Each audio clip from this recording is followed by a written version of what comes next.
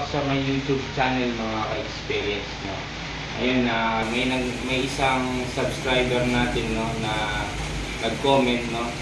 Ito pinicturean ko lang ng mga ka-experience, no. Ang tanong niya dito, ano po ba ang tamang paggamit o setup ng airbag suspension?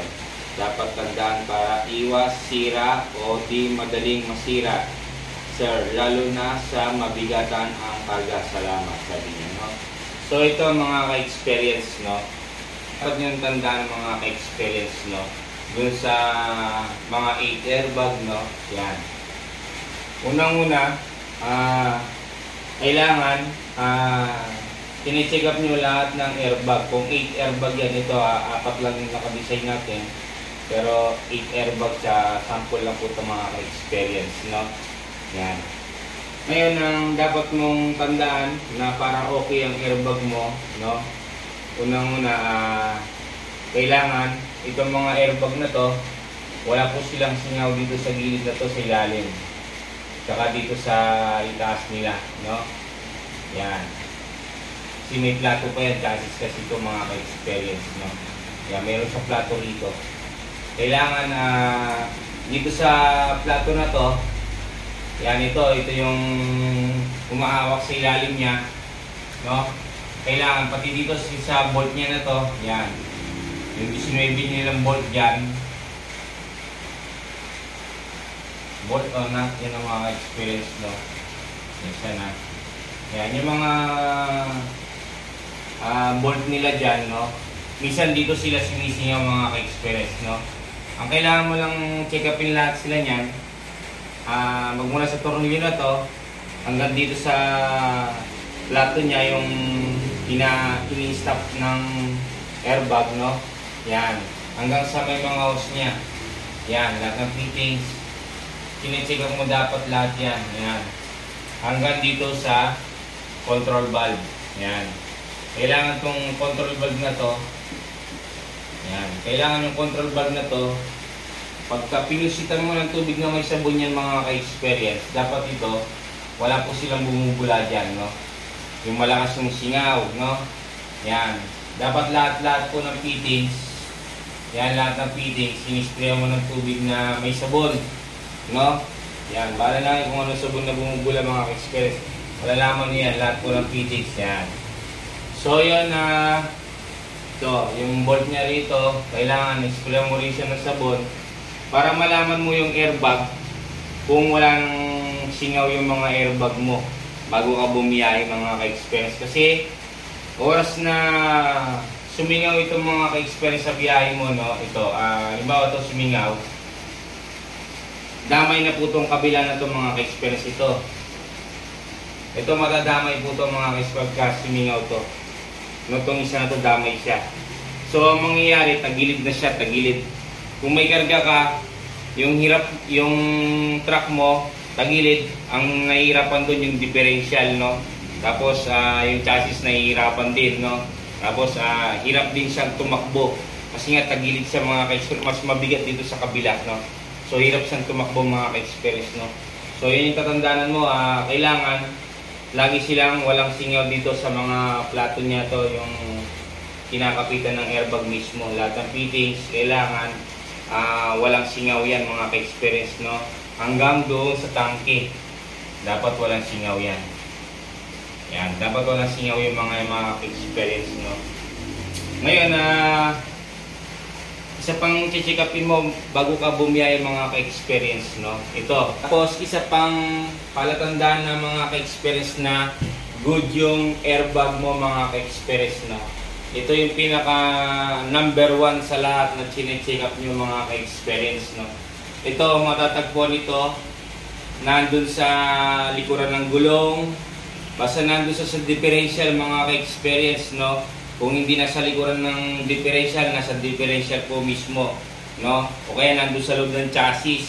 Yung mga super brake, meron kasi sila doon sa loob ng chassis, no. Yun mga ka-experience. Ito yung chine-check up nyo po mga ka-experience, no. So, yung nag-comment po sa atin, napakaganda pong tanong yun mga ka-experience, no. Para po to sa lahat mga ka-experience. Para yung truck nyo, pagka biniyahin nyo, alam nyo kondisyon yung airbag nyo mga ka-experience, no?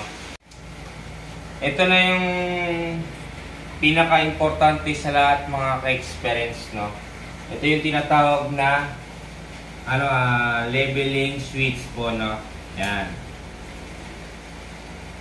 Leveling switch, no?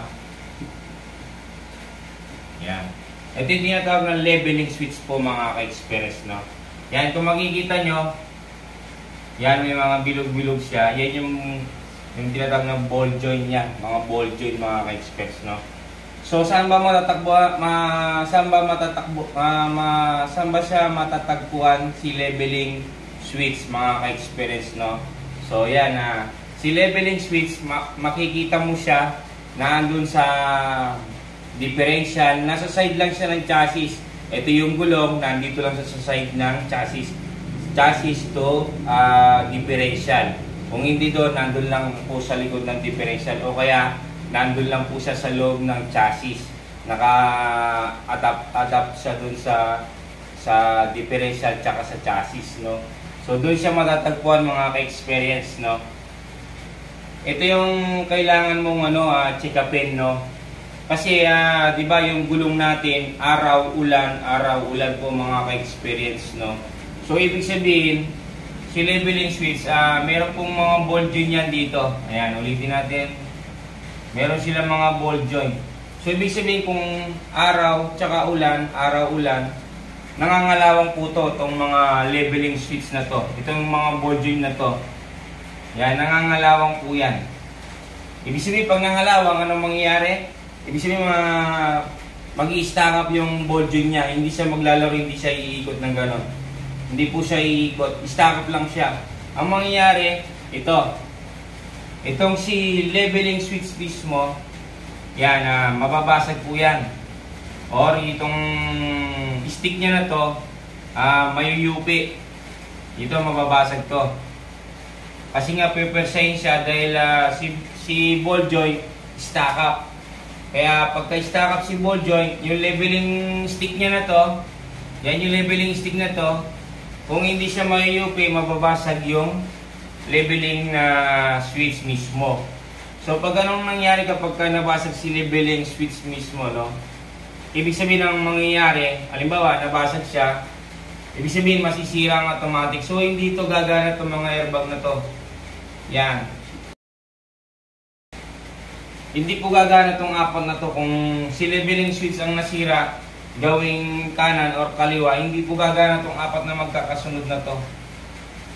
Yan, kasi 8 yan 8 airbag dito, hindi ko lang dinurowing mga experience, no.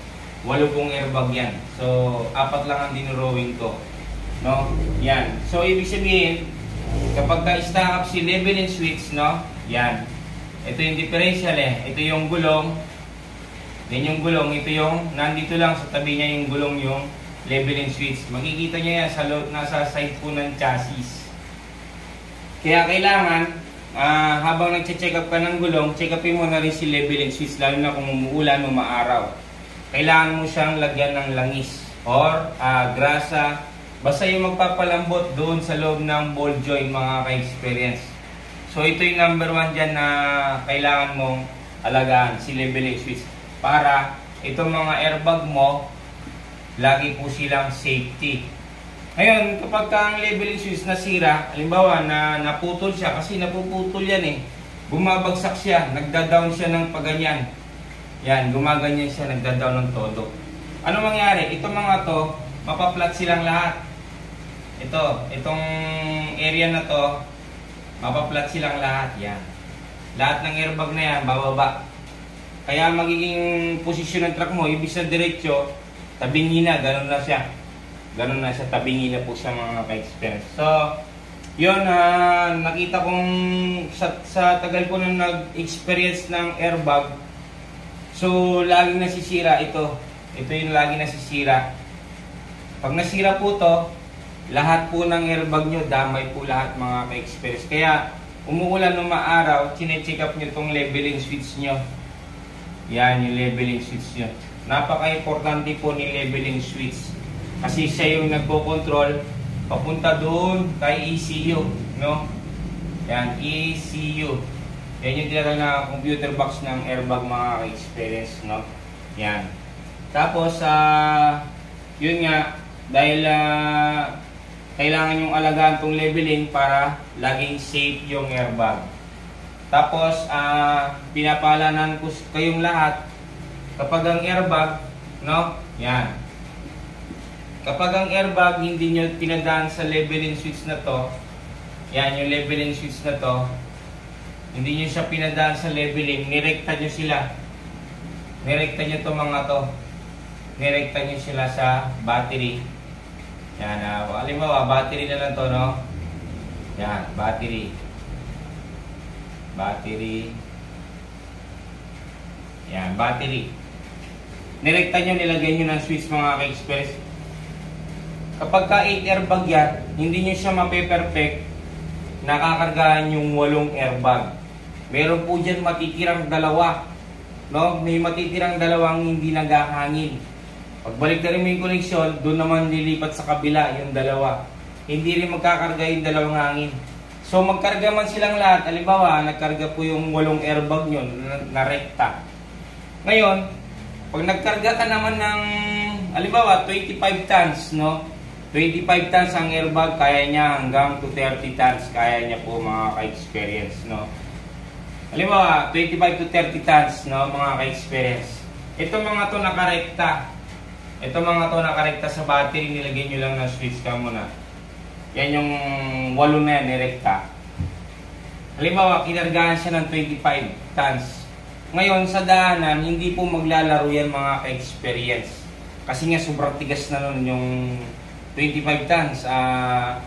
Parang bato na yung airbag nun mga ka-experience.